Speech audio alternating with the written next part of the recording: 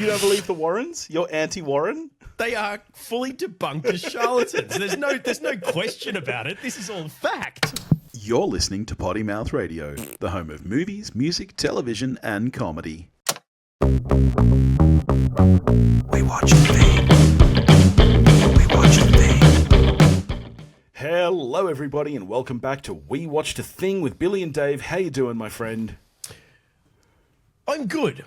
You're good. Okay, all right. I wonder what that's in reference to. We're talking two movies today, both with very mixed reviews, so I don't know what you're referring to there with your little kind of smirky good. It was neither were what I was expecting. Okay, well, how about we hop straight into it then? Which one should we do first? I honestly don't know. Should we do Conjuring Last Rites first, since it's the most recent? All right. Yeah, why not? Let's hop into it. So The Conjuring Last Rites is a 2025 American supernatural horror film directed by Michael Chavez and written by Ian Goldberg, Richard Nang, and David Leslie Johnson McGoldrick. Jeez, what a fucking long name that is. The ninth installment in the Conjuring universe and the fourth sequel in the direct Conjuring franchise. Based on the true-life investigation of the Smurl haunting, it stars Patrick Wilson and Vera Farmiga, as well as Mia Tomlinson and Ben Hardy. And what is it about, Dave? We back with Ed and Lorraine Warren, who have semi-retired from their fraudulent, fake paranormal investigations. Yeah, fucked. You don't believe the Warrens? You're anti-Warren? They are fully debunked as charlatans. There's no question about it. This is all fact. Nah, this franchise has made me fully Team Warren. Oh, well, that's my big issue with it, but we'll get to that. No, but they've semi-retired. Ed's had a heart attack and been told to take it easy. We get a flashback to the birth of the daughter Judy, who was stillborn because a demon tried to take her. And that sort of becomes relevant later on. But then they get kind of pulled back into one last hurrah because this priest friend of theirs goes off to investigate something because they say no, and ends up being a demon makes him kill himself. Oh, and we've got a Temu version of the mirror from Oculus that is in the flashback scene and it comes into play later on.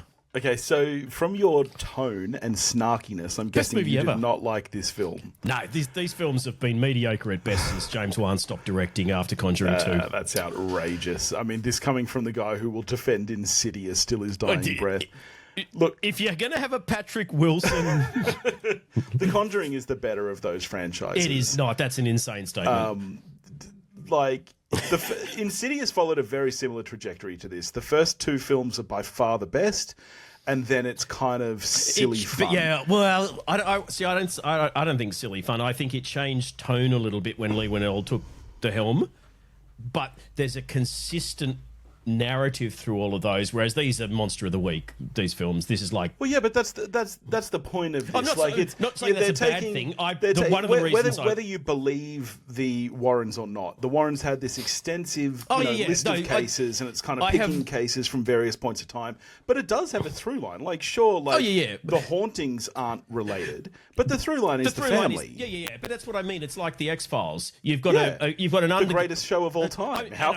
I'm not putting them on the same level by any stretch, but just in the sense that you've got a consistent through line in that it's these two people investigating things. But like that or Supernatural or any of these things, each of the films or episodes is its own monster and its own thing. Whereas Insidious, it's the same monster all the way through. There is which is the problem. That's easily the biggest problem. Well, we differ on that. I find there's more character development. Whatever. I mean, anyway. we all know how I feel about Patrick Wilson, most beautiful man alive. So both franchises have that as a tick. Vera Farmiga, good God, that woman is aging like a fine wine. Even in this film, even when she's dressed as like a 1950s grandma for no reason, because she's not that old. She's in her 50s. But she is of an age with the age that Lorraine was at this point in time. They were both late. I mean, I think Vera Farmiga's early 50s maybe, Yeah. and Lorraine was 59, I think. So they're I mean, they look nothing alike, and Patrick Wilson looks he nothing looks like. nothing like. Yeah. I mean, that's a glow up, though. Talk about a Did glow up. you If they ever hear make that? a movie of my life, Did you hear even, that, I'd be happy with the 30-year-old me being played by 50-year-old Patrick Wilson. That's still a glow up. Did you when because Ed was obviously dead before the first film, but Lorraine had it written into all of the agreements that you're not allowed to depict the infidelities in our marriage. You're not allowed to depict any of the sexual, bondage and shit that they were supposedly into. She got the Brian May agreement. Just depicts as the best person of all time. No, look, I like this franchise, and regardless of the Warrens in real life, I do think that this franchise has done a really good job of putting you in step with those characters, making you believe them, making you care about them. And by this film, I cared about Judy, and I thought that she was fantastic. I thought, don't get me wrong, the film has its flaws. I don't think it's incredibly well put together. Even I like these actors, but you can tell that it's a direction problem, not an acting problem. When someone will be crying or upset or something, and then you cut to another angle and they're totally fine. There are some continuity things like that. The cast are all very, very good. I think the script is not very good at all, and the direction is. I disagree. I thought the script. He's not a very good director. I mean, Nun 2 was okay, but La Llorona was fucking garbage. None of the spin-offs Devil in this Made Me Do franchise It have been is great. garbage. I don't know why they keep giving this guy the directing reins for these films, because he's basically not very good. Well, I don't know. Fingers crossed, maybe one will come back, because early talks was this was the last in the franchise, and now how can it not be? Well, they've completely turned around on that. This is the Ghostbusters Frozen Empire fan service. Bring the band back together. You've got no way. That fucking wedding at the end. We go across the cast of every previous film. Yeah, that's your farewell. Patrick Wilson has come out saying, look, He'll probably direct it. He directed The Insidious Red Door. Maybe. He came out saying, me and Vera were only in our 50s. They were kicking it until mid-70s. And, Judy also grew up to be an investigator. Oh, and, what's his... who's the fiance? The guy... Tony? Weirdly that you said the Brian May thing, because we had Roger Taylor in this. Tony, from Bohemian Rhapsody. Her husband, yeah. So he goes on to host the paranormal... You go onto the... I don't know... I mean, you probably have, because you love this shit. Go onto the Warren's actual website, the video archive, where you've got all of their interviews. It's hilarious. Yeah. But he's the host of all of these videos. I'm down for 10 more of these films, honestly. And so is the world, because you can say what you want. This film has been out 4 days. It's already doubled its budget. Yeah, it's not only... I hope I'm getting this right. It's the biggest opening of anything in this franchise, I think. Yeah. And I think it's... What was it? No, there's some other stat that surprised me. This is now the highest grossing horror franchise of all time, which when you... I thought Universal Monster Movies... I didn't check on that. Wow, that's insane. Yeah. I would have thought It Chapter 1 and 2, just those two films, the first one did so well, I would have thought it would still be... no. That's how... but you're talking about 2 films versus 9. They don't all have to do amazingly. When one of those is $1 billion plus. Yeah. But, look, I was all for this movie. I had a really decent time. I thought the story was good. I liked the characters. I didn't think the script was terrible. I think the worst thing about the film is the direction, but I think when you're working with the content you've got in this film, it's kind of perfectly fine. It is one of the better, leaving aside the first two, which I think are head and shoulders above everything else. It's obviously nowhere near the first two. This, I think, is certainly better than the other ones that this guy has directed. This is better than Curse of La Llorona. It's better than Conjuring, Devil Made Me Do It. I don't think it's as good as Nun 2. Nun 2, I was actually surprised by how much I enjoyed compared to Nun 1, which is obviously shit, and Annabelle was shit. Annabelle Creations. Who did Annabelle Creation? Who directed that? Let's have a look. That's one of Conjuring Universe. Creation's one of the better ones. Annabelle Creation was David F. Sandberg. Oh, there you go. So Chavez has done everything since... Well, Devil Made Me Do It, Nun 2, and Last Rides. So Nun 2, I think, is still his high point, but this is probably the second of his films. Yeah. For me. So, like, I like to rag on it, and I do have an issue with glorifying the Warrens, who I do genuinely think are, at best, religious nuts who believe shit with no scientific process, and at worst are horrible charlatans. Because all their stuff... I mean, Amityville Horror has been debunked. They've admitted it's a hoax and complete fiction. The family admitted it was fiction. All of this stuff, you know, it's all debunked. We know it's not true. I think it was a masterstroke by Wan, if he was the initial architect who decided that this is a rich vein to mine, because it is obviously case file. It lends itself. I think that was genius, and they've done as you say, the casting, everything about the creation of this franchise, I think. Yeah, you can't fault it. Regardless of what you think of them in real life, the franchise has done a great job of making you care about these characters and watching them throughout the years and stuff. And the setting of this film in the late 80s, I just comedian Matt Rife has bought their house and museum and is going to be reopening it. I mean, that's sick. This shit just keeps on giving. Yeah. Honestly, I'm a 7 out of 10.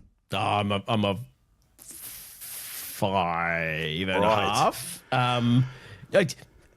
The one thing I think it where it let me down is nothing was scary in this. I didn't have any. Oh, I mean, look, nothing compared to the claps or the witch on top of the wardrobe. Before. I think you and I are not at this stage good judges of it because we watch so much horror.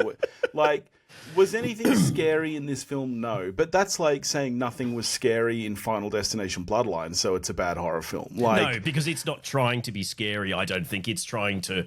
But I think you with the set pieces. This is intending to be scary. Well, and yes, I'm jaded as fuck. I grant that. I think when you look at the trajectory of this franchise, I mean, the last film was not a horror film. It was predominantly a drama film, primarily around the court case instead of actual like hauntings and stuff.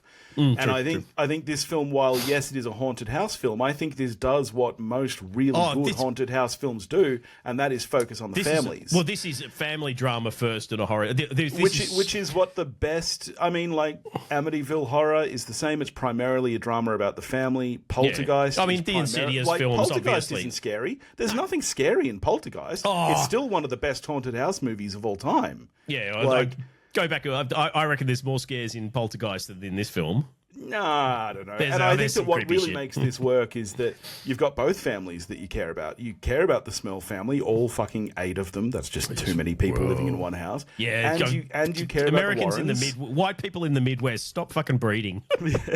And you care about the Warrens, and I think that the story does a good job of making you care about both of them. This movie was so much about family. I expected Vin Diesel to pop up in a cameo. It literally, and that's why I think. It would almost be a shame if there's more of these. I mean, I want there to be because I know I'm all here them, for Mia Tomlinson as Judy. Good God, I fell in love with her by the end of this film. Deeply. I mean, this felt like it was written to be the coda on the franchise, to me anyway. The emphasis on family, the emphasis on Judy coming up as the young what they're Warren. now saying, and they're using kind of MCU terminology here. They're now saying that this is the final film of Phase 1. Oh, Jesus Christ! So I don't know what that means. My guess is that Phase 2 is now following Judy and Tony. Well, what will be interesting is Ed and Lorraine are kind of secondary characters. I mean. They will run out of case files because... Well, they'll run out of interesting enough ones to make films about. I spent way too long on the Warrens' actual website after watching this film. They will run out of the interesting case files. They've used all of the big ones already. Will they start to... Because... fictionalize them fully? Lorraine's dead now as well. So... Presumably they're out of contract. The contract has expired, and they've got kind of free reign. Probably, they've obviously got Judy and Tony on board because they had cameos in the film. So presumably they were involved. Are they going to? I mean, not that it's not all fiction, but are they going to start to just have fictionalized Because the only thing they'll lose is Judy being and Tony able to didn't say, go and do their own exorcisms and things. They were just kind of supporting the only players. thing they'll lose is being able to say a true story at the start, which, as we all know, is already very loose anyway. There's nothing to stop them. I mean, I don't remember what the wording around Blair Witch Project is, for example, but I'm certain that at the start of the film, that claims to be real, true footage. Like, that's part of the gimmick. There's nothing to stop them from still saying a true story at the start, even if it's not, and then having a small disclaimer at the end or something. Like, there's... I'm sure that legally there's nothing to stop them from doing that. And if they keep making money like this... there's nothing ethically that's going to stop them from doing it. I'm all here for Patrick Wilson continuing to make money. I'm all here for it. And I hope he does direct the next one, because the best fucking thing about the last Insidious movie was the direction. Well, though, it was just the last in a series of very good films. I think it was probably the weakest of all of them, but it was still better than everything in the Conjuring universe since Conjuring 2. It was better than The Last Key. The Last Key was a terrible film. The Red Door was better than that. The Last Key was heartrending. So we're a little bit divisive, but not as much as I thought. You're kind of mid-range around 5. I'm a 7. I didn't hate this film. I just... It's wrong to say I expected it to be better because I knew who was directing it. I guess it probably ended up about at the level that I expected it to be. The devil has come to Pennsylvania. Janet Smurl claim that an evil presence has found its way into their home. 8 people live in this house. 8 people have experienced this. 8 people are not crazy.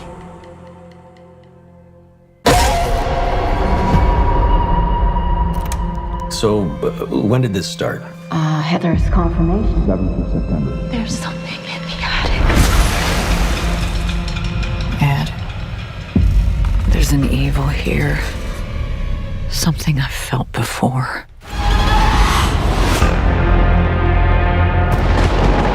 This thing in your house is a demon. It's the first one that we ever encountered. We were young. We were scared. We ran away. And after all these years, it wasn't done with our family.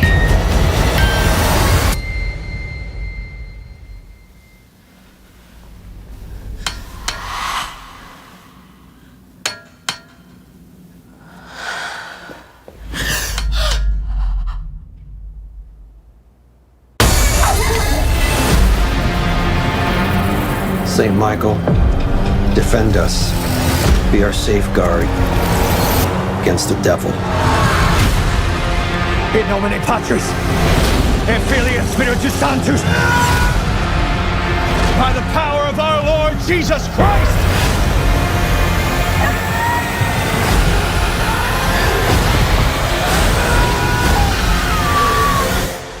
I don't know how to protect you this time.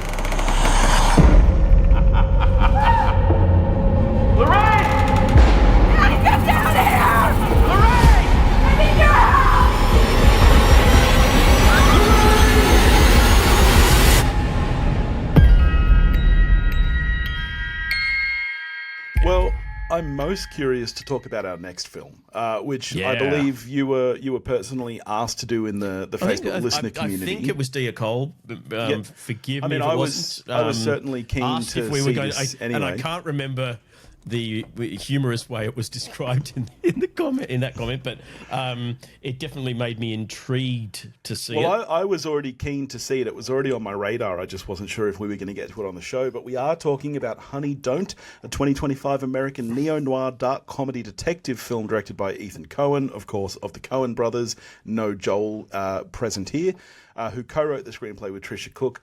The second in a lesbian B-movie trilogy following Coen and Cook's Drive Away Dolls, and it stars Margaret Qualley, Aubrey Plaza, Chris Evans, and Charlie Day.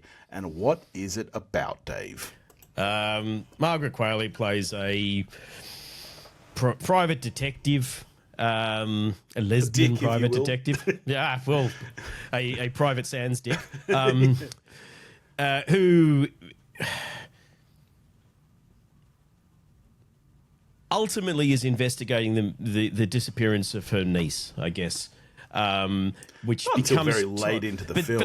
but that's kind of the apex of it. The rest is she's got a couple of other cases. But there is a series of seemingly linked deaths/disappearances that may or may not be tied to a weird church headed up by Chris Evans. It is a hard one to answer that question. What's the film about? And I don't know about you. I'm really curious to talk about this.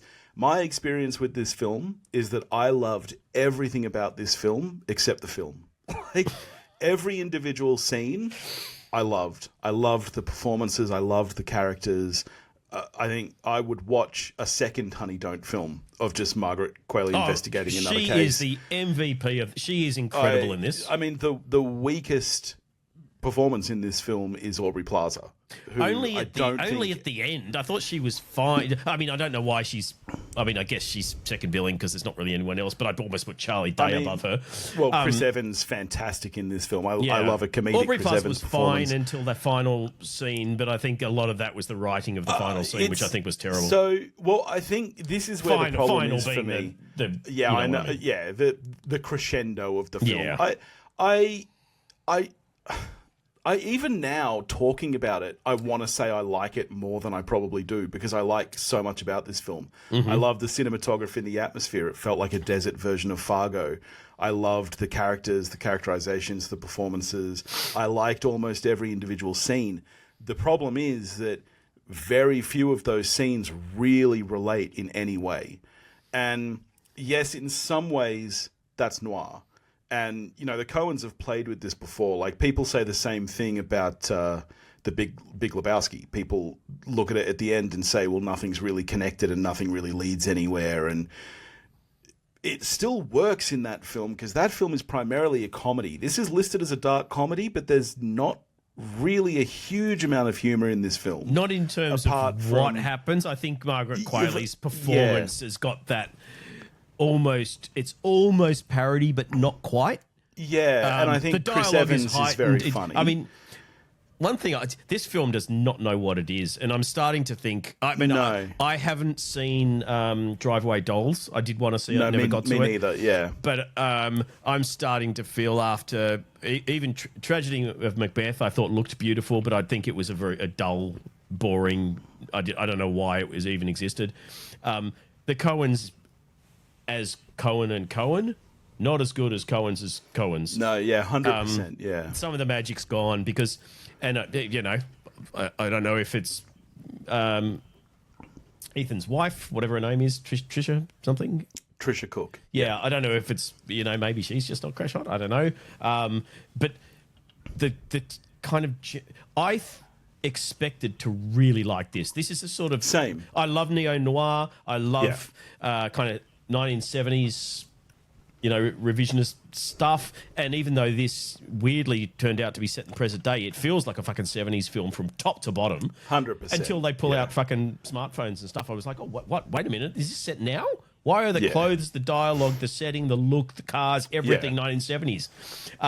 So it kind of felt like it didn't know what influence to kind of latch onto. Because is it a parody? Is it a neo-noir? If it's a neo-noir, it's not as good as Brick. It's not as good as Kid Detective. It's not as good as Salt and Sea or any number of other films that just lean into that's what they're doing. Yeah. If it's a parody, there's not enough humor and kind of satire in it to it's not parodying enough of the tropes. It's just kind of doesn't feel serious enough to not be a parody.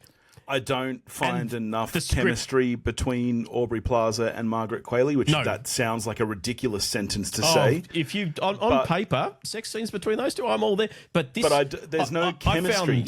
There's no chemistry. But I also found, and to me, it just the whole film. I'm like, why the fuck is Aubrey Plaza here? Her character is not adding anything to the film until the final reveal that she's the killer, which comes completely out of left field. The reveal is shit. The script for this is there's some great dialogue, and I think a lot there really is, yeah. But I think a lot of what makes it great is the delivery, especially by Margaret Qualley. I think the dialogue may not have wowed me if it was someone who didn't do as well. But the script for this, like the story, is dog shit. Yeah. It's fucking... none of it makes sense. It doesn't hold up. It's stupid. I got to the end and went, is that it? I know the runtime. I can see how long I've been watching this, but I feel like nothing's happened. Yeah. And yet again, as I said, on an individual scene basis, I really enjoyed my time. I honestly enjoyed everything about this movie except for the movie. I'd be up for a sequel because I like Qualley and I liked her chemistry. She had more chemistry with her secretary or assistant. Yes, that relationship I loved. Yeah, Aubrey Plaza. Sorry, love. I love you, but Jesus Christ, she was not good in this, and the character was garbage.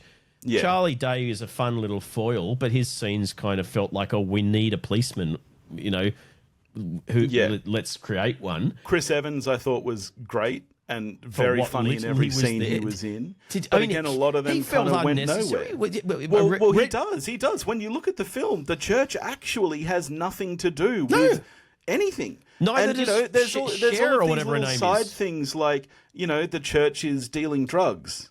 But that never amounts to anything other than one scene where... He's built up as he's going to be the big bad guy. And then he just gets offed unceremoniously by... And again, I get it. Like a French hit woman who's a red herring as well. But it's not done well. And my biggest gripe with it is that it felt kind of sordid. Yeah. So... I've got the fact that he's doing a trilogy of lesbian, that as a concept from a 70-ish-year-old male director feels a bit icky, but... Yeah, it's very... but it's not just... It feels like lesploitation. But not in a cheesy... No, the 70s look of it, it should feel... there should be a sort of a joyous exploitation, tongue-in-cheek. But a lot of it does feel very gazy. Yeah, and I was thinking as I was watching it, these sex scenes should be hot, and so this should be like the Hot Spot. Is it the Hot Spot, the 80s one with Don Johnson and Jennifer Connelly and whatever? It should be steamy and whatever for this genre. But I just kind of feel dirty watching it, and it feels more exploitative than something like The Substance, where Coralie Fargen is deliberately being exploitative to make a point. And yet this film I felt like this was more exploitative and more... I felt the same way, uncomfortable watching it. Yeah. I expected to really kind of dig the vibe of this, but everything about it felt like a misstep that just was misjudged, missing the mark, not reading the room, and... I was genuinely shocked that this was a Coen behind it. So how are you scoring this? Makes me this not out want of to 10? see Drive Away Dolls, which I was actually looking forward to seeing. Look, I'm a 5, but that's almost all Margaret Qualley, who I think is a genuine star in this. Yeah. She is absolutely electric, and I would watch another one of if it was her with her assistant on a completely different case, and it was a different writer and director. Yeah, I think I'm going to land on a 6, just because there were so many individual elements that I really liked, even though they didn't go anywhere and in the end of the day feel rather pointless. I still enjoyed those little excursions. Like, to me, if this film took it even a step further, give us just full on Don Quixote, make this film entirely episodic. Don't give us any kind of hint of a through line where you're trying to get a story together. Just give us all these random interactions with Chris Evans and with all these other people that don't even pretend it like a Linklater film somewhere. or something. Make it like Slacker. And I would have liked it a lot better. So, yeah, I'm landing on a 6. But again, I was disappointed. I enjoyed my time watching it. But when I left the cinema, I felt empty and as you say, a little bit kind of dirty and sleazy for watching it. I kind of felt like coming out into daylight felt wrong. This should be something that you sneak out at George Street at 1 a.m. Yeah. And the more we talk about it, the more I want to know why it was made to look like a film in the 70s. If you're going to do that, why then have her pull out a mobile phone after you Yeah. made this character trait that she doesn't have a phone and she, claims to carry a bag of quarters around, and that's a cool little quirk for your private eye to have. Yeah. Yeah. And then she pulls out a fucking smartphone, and I'm going, why is there a smartphone in the 70s? I don't understand this film. Yeah. All right. Well, next week we'll definitely be trying to hit up The Long Walk, and I know that you're keen on The Roses. Are you a fan of the original? All I know is it's Olivia Colman and Benedict Cumberbatch, so they could be doing it. They could be reading the phone book, and I'd still kind of be keen. Right. I'm assuming it's a remake based of on, War it's of the based on the Roses? DeVito film. Yes, Yeah, it is. Yeah. which I mean, so I was interested you're calling. Oh, did he direct it? he directed it. I was yes. going to say it's interesting you're calling it the Dorito film when he's just the lawyer. Surely it's the Michael Douglas. Anything he's in, it's just the Turner's DeVito in there film. somewhere, but DeVito is, he's the heart and soul of that film. If that's what it is, I'm Nooska's very keen. curious to see it, so I might get to it. But I know that our priority is getting to Downton Abbey, the grand finale. So I know you won't be seeing it, but I will likely touch on that next week as well. I'm not sure I'd follow it, having never seen any Downton Abbey ever. You're missing out. You're missing out. I tried to go and see one of the earlier things, but I wasn't a spinster and they wouldn't let me in. So that's next week. In the meantime, if you want to get in touch with us, you can do that at pottymouthradio.com or pottymouthradio@gmail.com. You can find us on Facebook. Join the Facebook listener community where you can hit us up and give us your opinions on things and stuff. And if you're watching this on YouTube, hit that. It's a bell, is it? There's a bell that people can... You subscribe and then you do the bell. So they're different. So what does the bell do? I thought the bell was how you subscribe. The bell is for notifications, so that when a video goes up, you get something pings at you and you so know about it. Take Dave's advice on this because I'm not the YouTube guy. Yeah, do the things. Yeah, and then if you're also not a YouTube guy, then you can listen to us with your ear holes over on any of your podcasting apps. And we'll catch you next week. Yes, we will.